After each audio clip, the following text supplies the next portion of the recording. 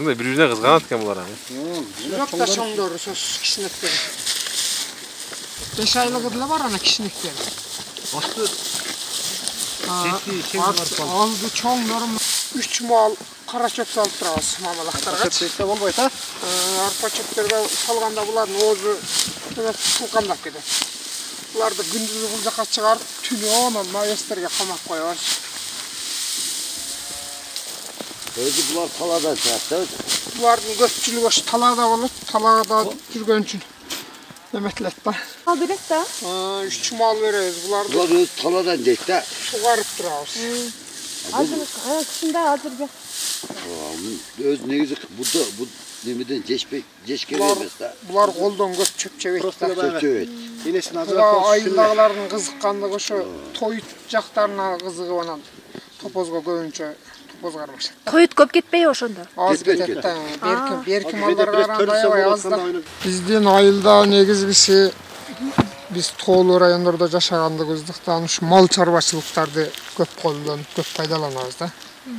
Анан булар эми мына топоз боюнча айтып кетсек, бул топоз өтө тоодо жүргөн, өтө бийик абада, суук жайларда жүрө турган мал. Бул өзү кыргыздарга өтө ыңгайлуу деп айтып койсок да жакшы.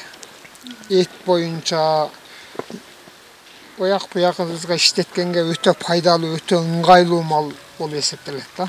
Бизге айылдагыларыбызга ушу тоют боюнча тоютка өтө экономдуу болот. Az toyut жейт. Ушу тоютты азыраак камдайбыз. Булардын энелерин кармабайбыз. Балдарын гана кармайбыз да, кайта байытып, кайра салып, кайра энелерине кошуп, кайта айдайбыз да. Ошон үчүн бул тоодо жүргөн үчүн өтө бизге ыңгайлуу. Чөп менен эле багасыздарбы же атайын жем дагы даярдашат го малга? Жок, малдарга жем даярдайбыз. Анан эми бул топоздорго жем бербейбиз чын. Бул эми өтө жакшы мал айылдагы жашоочулар үчүн. Анан эми ошон үчүн көбүрөөк кармаганга аракет кылабыз. Бул жерде эми көп топозчуларыбыз көп. Көптөгөн топоздорду кармашат. 100 ашык, 200дөн алды, ошондой топоздорду кармашат эми. Бунун эти өтө даамдуу болот. Берки малдарга караганда, бодо малдардыкына караганда аябай жакшы да. Өтө даамдуу, калориясы да өтө жакшы. Алды 100 миңден 50 миңге чейин. Анча союп айылдарда даңгана кылып элге таркатабыз. Ошондо баалары канчадан башталат? Булардын эми азыр килограмм 400 сомдон 450 сомго чейин беребиз да айылда. Ошондо примерно бир топоз канчага балынат? Чоң кичинесине карата баланат? Эми чоң кичине мындай приблизительно салмагына карап, анан эми мына жерден таразага союлуп кала турган болсо, таразада канча бере турган болсо, ошончо акча болот да. 200 килограмм боло турган болсо 450 сомдон 90 миң сом болот. Өзгөчө булактары топоз азыр эми өзүм ылайык бир 50-60 топозум бар. Ушунун балдары ушулар ушу бизге көбүнчө зоонун ар жагына багабыз. Анан кечиге деп коет бизде. Жайын кышын эле ошол жакта карайбыз энелерин. А бул мамалактар азыр канча сизде? Булар мамалактар азыр мына жерде 19 баш мамалак бар. Ошондо көбүнчө таадан чыгат экен да, э? Көбүнчө эми топозго кызыкканыбыз эле ушу бул тоют боюнча, ошон үчүн топозду көбүрөөк кармап, айылыбызда эми баардыгыбыз эле кызыгып, топоз караганга немете баштадык. Анан бул негизи март айынан баштап төлдөй баштайт. Июнга чейин эле туйт. Эми ошол убактарда өтө тез бастырып барып карап, ит куш деген болот эми. Ошолорунан карап, тынбай барып турабыз да. Жайындасы деле ошол 4 мезгил теңире тоодо болушат экен да. Болгону ошо төлдөө убагындагы мамалактарын гана короодон карага керек. Анан эми мамалактарын ушундай энелерин байытып, ичинде балдарына зыян болуп калбас үчүн байыткан үчүн гана кармайбыз. Анан ит куш күчөп, карышкылар күчөгөндө ошо бир 2 айга кармап, кайра кошобуз да. Буну 6 айда бирден текшертип, может бруцеллез чыгып калышы мүмкүн, может башка оорулардан болуп калышы мүмкүн. Ошого эми 6 айда келип бирден ветеринарный немелер келип текшертип, анан кийин дарылатып, уколдотуп анан айдайбыз да. Мен өзүм ошо буласындагы Ала районундагы Үчтөбай өлкөтү Чоңкурак айылынын тургунум, өзүм кесибим мугалим.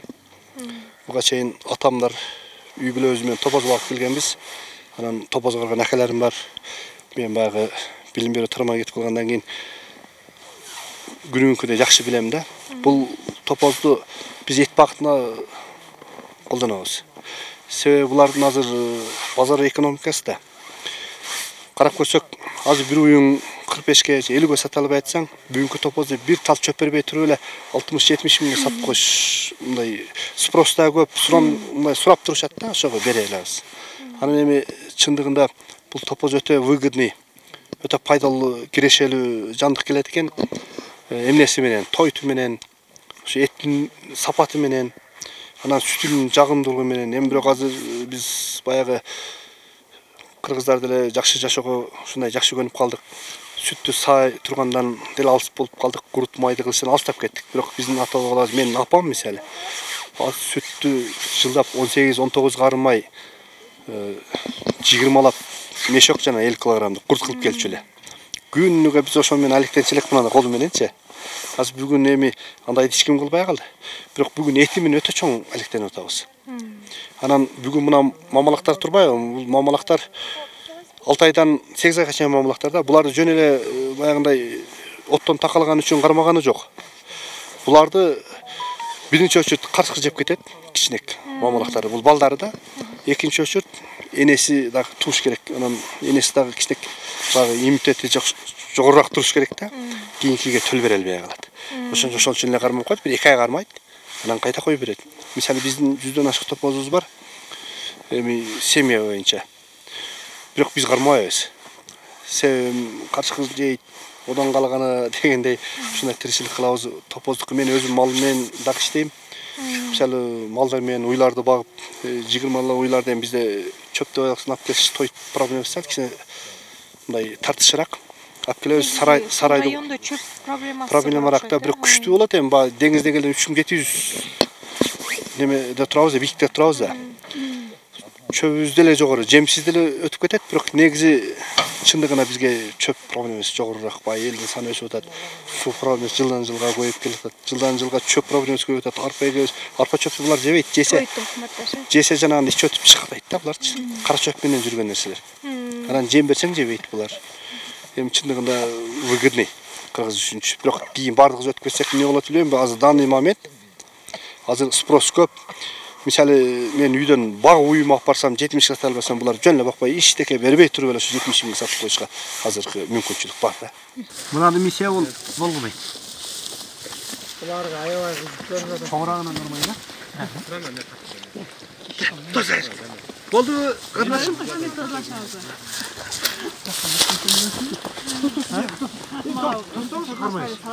Тоқта, сага мингизбесек болбойт, карындаш. Мингизбеш. Мен коркуп калдым. Жок, коркпой жогоз. Сен неме кылдырбайсың? Та, бияка бургун.